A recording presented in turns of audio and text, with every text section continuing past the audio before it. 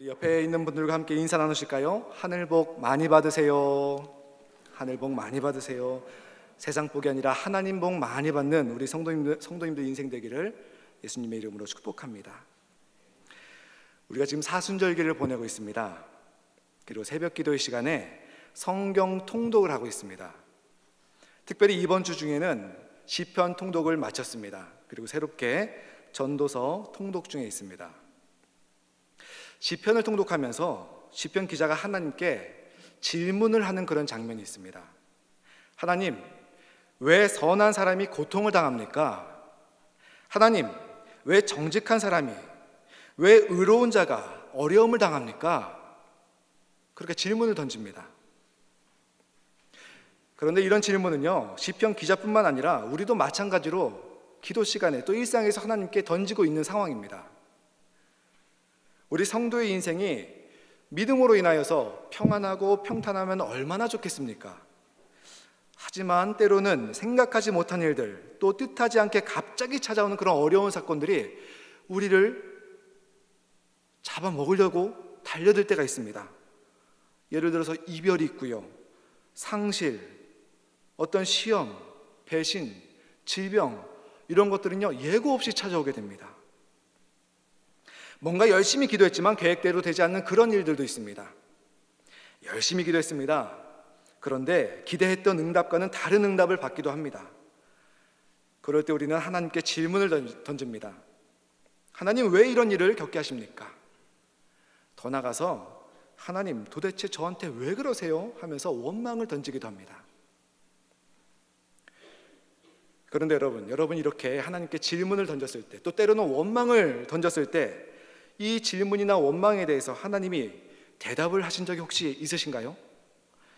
아마 하나님께서 대답을 하시기보다는 우리가 시간이 지나면서 그 사건이나 그 상황이 시간이 지나면서 그때 그 사건, 그때 그 상황, 그것은 하나님의 이런 뜻이었구나 라고 해석될 경우가 아마 대부분일 것입니다.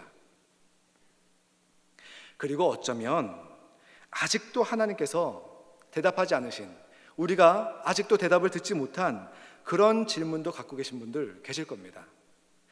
저 또한 아직도 하나님께 질문을 던졌는데 질문에 대한 대답이 아직도 오지 않은 것들 여러 가지 있습니다. 그래서 저 스스로는 결정을 했습니다. 이 질문에 대해서는 하나님이 응답하실 것 같지 않으니까 하나님을 신뢰하고, 언젠가는 응답하실 것을 신뢰하고, 이 다음에 천국에서 하나님을 대면한 후에 내가 한번 여쭤보겠다, 그렇게 결정을 하였습니다. 그런데 이런 질문은요, 우리가 나 자신에게 국한된 것이 아니라 나와 함께 신앙생활하는 다른 성도들을 볼 때도 생기게 되는 동일한 질문입니다. 어떤 분을 보면은 놀 거 다 놀고요, 또 이기적이고 굉장히 인간적으로 사는데도 사는 것을 보면은 일이 잘 풀립니다. 또 많이 벌기도 해요. 그러면 저는 그런 모습 볼 때마다 하나님께 질문을 던집니다. 하나님, 저 사람은 왜 저렇게 잘 됩니까? 반대로 이런 경우도 있습니다. 어떤 분은 정말 성실하고 순수하고 주님 사랑하고 말씀대로 살려고 애를 쓰는데 사는 것을 보면은 어려움이 있습니다. 더 나아가서 어려움 가운데 그 어려움이 더 겹치는 수가 있습니다. 그런 모습 볼 때도 하나님께 질문을 던지죠. 하나님, 이분은 왜 이런 어려움 겪어야 됩니까? 우리 모두는요, 이런 궁금증, 하나님에 대한 질문이 있는 그런 사람들입니다. 그래서 예수 잘 믿는 사람들에게 어떤 사고가 난다든지 무슨 일이 생기면은, 그분은 예수 잘 믿고 신앙생활 정말 열심히 하고 봉사 열심히 하고 그랬는데 어떻게 그런 사고를 당하게 합니까? 하나님, 이런 질문이 생길 수밖에 없는 겁니다. 하나님, 왜 저렇게 됩니까? 이 질문을 합니다. 그런데 여러분, 예수님의 이 음성을 기억하시기 바랍니다. 너하고 상관없다. 너만 날 따라와라. 베드로에게 하신 예수님의 말씀입니다. 오늘 본문 앞 뒤를 보면은 등장인물 3명이 등장합니다. 우리 예수님, 베드로, 요한입니다. 이 베드로, 가만히 보면은 칭찬을 크게 듣는 굉장한 일을 했습니다. 그런데 그런 큰 일을 하고 난 다음에 꼭 말실수를 합니다. 그래서 예수님께 꾸중을 듣습니다. 가만히 보면 이게 베드로의 패턴입니다. 예를 들면 마태복음 16장에서 예수님께서 질문하십니다. 너희는 나를 누구라고 생각하느냐? 여기에 대해서 베드로가 주는 그리스도시요 살아계신 하나님의 아들입니다 라고 굉장한 신앙 고백을 합니다. 이 말로 인해서 예수님께 큰 칭찬을 듣습니다. 이 말 다음에 예수님께서 자신의 죽음과 부활을 말씀하십니다. 이때 베드로가 이어서 하는 말이 뭐냐면은 주님, 안 됩니다. 주님이 죽는 일, 그것이 생기지 않게 제가 그렇게 만들겠습니다 라고 말을 합니다. 이에 대해서 예수님께서 이렇게 말씀하십니다. 사탄아, 물러가라. 너는 나를 넘어지게 한다. 너는 사람의 일만 생각하게 한다. 아주 크게 꾸중을 듣습니다. 오늘 말씀도 이게 패턴이 똑같습니다. 베드로가 예수님께서 너는 내 양을 먹여라 라는 이 큰 칭찬, 큰 인정을 베드로가 받습니다. 그런데 아주 잘 나가다가 오늘 말씀 21절에서 베드로가 예수님께 질문을 합니다. 요한을 바라보면서 예수님, 이 요한, 이 사람은 어떻게 되겠습니까? 라는 이 질문을 던집니다. 이 얘기를 했다가 예수님께 꾸중을 듣습니다. 그 말씀이 바로 22절입니다. 우리 22절 말씀 다시 한 번만 우리 함께 봉독하겠습니다. 내가 올 때까지 그를 머물게 하고자 할지라도 내게 무슨 상관이냐? 너는 나를 따르라 하시더라. 요한이 어떻게 되든지 너하고 무슨 상관이냐? 너만 날 따라오면 된다.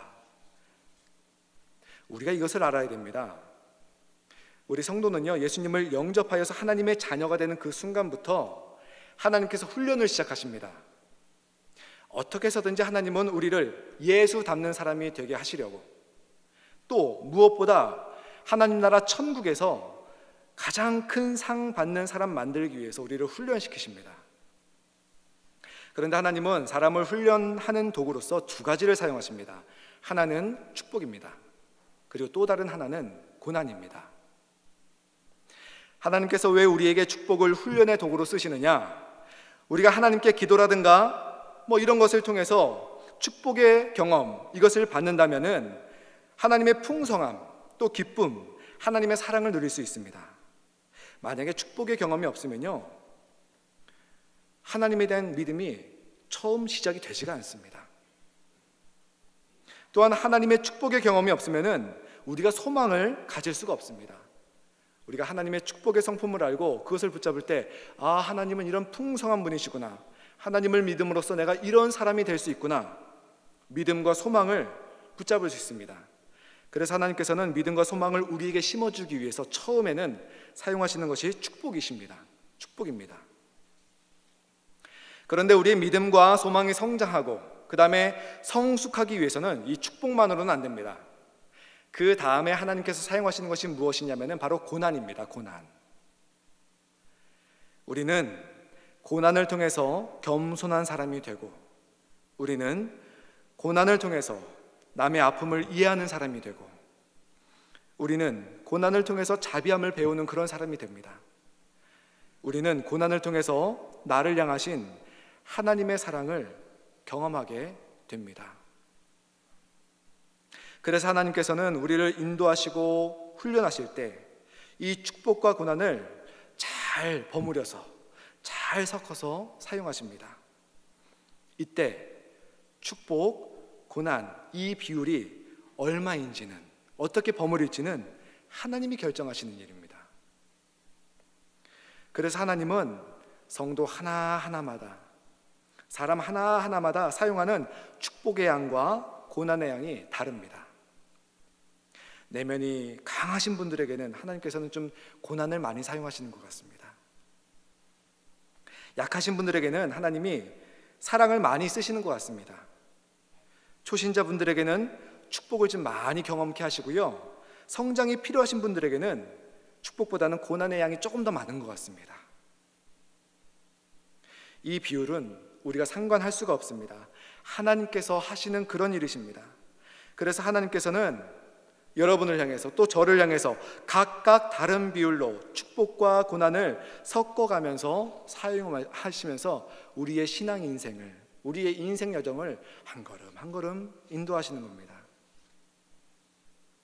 이렇게 하나님은 성도 한 사람 한 사람의 성격을 다 아시고요, 성도 각자에 대한 삶의 계획이 있으셨고요, 고난과 축복과 고난을 사용하시면서 우리를 이끌어 가십니다. 또 동시에 하나님께서는 다른 사람뿐만 아니라 나 자신을 위해서 계획과 소원이 있으신 그런 분이십니다. 그래서 하나님께서 나의 삶 가운데서 고난과 축복을 잘 섞어서 나를 훈련시키시고 나에게 가장 합당한 방법으로 인도하시고 이끌어 가십니다. 오늘 말씀 가운데 베드로와 요한도 똑같습니다. 마찬가지입니다. 주님께서는 베드로에 대한 계획이 다르셨습니다. 요한에 대한 계획이 다르셨습니다. 그래서 행동파인 베드로는요, 십자가에서 장렬하게 거꾸로 매달려서 죽임을 당함으로써 하나님께 영광을 돌렸습니다. 통찰력 있던 요한은요, 순교당하지 않고 하나님께서 거의 100살까지 살도록 하셨습니다. 그래서 요한복음, 요한 1, 2, 3서, 요한계시록, 참 깊은 그런 성경의 말씀을 기록할 수 있도록 그 시간을 허락하셨던 것입니다. 베드로는 순교로서 죽어서 주님께 영광을 돌렸고, 요한은 길게 살아남음으로써 예수님께 영광을 돌렸습니다. 두 사람에 대한 하나님의 계획과 섭리가 다른 것을 우리가 볼 수가 있습니다. 그래서 여러분, 다시 한번 처음으로 돌아갈게요. 우리는 질문을 갖고 있죠. 하나님 왜요? 하나님 왜 저에게? 하나님 저 사람은 왜 저렇게? 우리는 왜라는 질문 갖고 있습니다. 그런데 이런 소리 할 필요가 없다는 것입니다. 하나님, 나는 왜 이런 일을 당해야 됩니까? 하나님, 왜 저 사람은 저런 일이 생겨야 됩니까? 이런 원망할 필요가 없다는 것입니다. 그래서 이제는 질문이 우리는 바뀌어야 됩니다. 왜라는 것이 아니라 우리는 이제 무엇이라는 것으로 바꿔야 됩니다. 22절 말씀을 다시 한번 바라보면은 내가 올 때까지 그를 머물게 하고자 할지라도 너가 무슨 상관이냐? 예수님께서 베드로의 질문, 요한은 어떻게 됩니까? 이 질문에 대해서 이유를 설명하지 않으세요. 왜라는 것에 대해서 대답하지 않으십니다. 예수님께서 하시는 말씀은 뭐냐면은 너는 나를 따르라. 행동입니다. 행동. 무엇입니다. 무엇. 그래서 예수님은 이유를 설명하시는 것이 아니라 해야 할 것을 말씀하시는 그런 분이십니다. 우리가 이 말씀을 본다면은 우리의 질문도 하나님, 예수님 왜요가 아니라 하나님, 예수님 무엇을 해야 됩니까? 하나님, 저는 무엇을 해야 되는 사람입니까? 하나님, 저는 이 사건을 통해서, 이 일을 통해서 저는 무엇을 배워야 되는, 무엇을 알아야 되는 그런 사람입니까? 이 질문으로 바뀌어야 된다는 것입니다. 그리고 우리가 다른 성도들을 볼 때도 하나님, 저 사람이 왜 저런 일을 당해야 됩니까? 이것이 아닙니다. 하나님께서는 그 사람에 대해서 고난과 축복, 하나님의 가장 합당한 비율로서 버무려서 섞어서 사용하시는 그런 분이십니다. 그렇기 때문에 우리는 하나님 저 사람은 왜 저렇습니까가 아니라 하나님, 이제 나는 저 사람을 위해서, 저 성도를 위해서 무엇을 해야 됩니까? 제가 해야 될 것은 무엇입니까? 이 기도를 할 수가 있어야 됩니다. 우리 주변에 보면은 지금 많은 분들이 육신의 고통으로 많이 아파하시죠. 우리가 환우를 위해서 계속해서 기도를 하고 있습니다. 또 어려운 상황에 계신 분들도 참 많습니다. 그럴 때마다 참 납득이 안 될 때가 많습니다. 저도 목사로서 기도할 때 하나님, 그분이 왜 저런 상황에까지 가야 됩니까? 라는 그 기도도 이렇게 올렸는데 응답이 없으시더라고요. 그래서 그 다음부터는 기도를 바꿨습니다. 하나님, 제가 그분을 위해서는 무엇을 해야 될까요?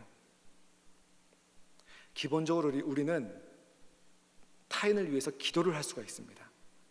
그리고 더 나아가서 주님께서 지혜를 주실 때 그 지혜를 갖고 그분을 가서 돕고 섬기고, 그 다음에 그것이 끝나면 다시 기도의 자리로 돌아와서 그분을 위해서 기도하고, 이것이 우리가 타인을 위해서 할 수 있는 기도의 섬김인 것입니다.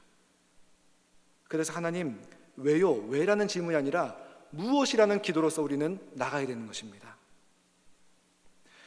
왜 이런 것을 겪게 하십니까?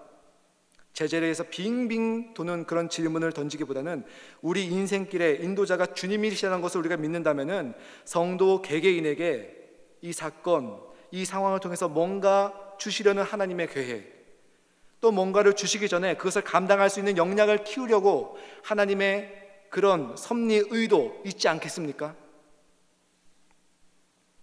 우리가 하나님은 선하시고 내 인생길의 인도자시고 성도 하나하나를 위해서 특별한 계획이 있고 섭리가 있고 관심이 있고 사랑이 있다, 이것을 믿는다면은 이제 우리는 기도가 바뀌어야 됩니다.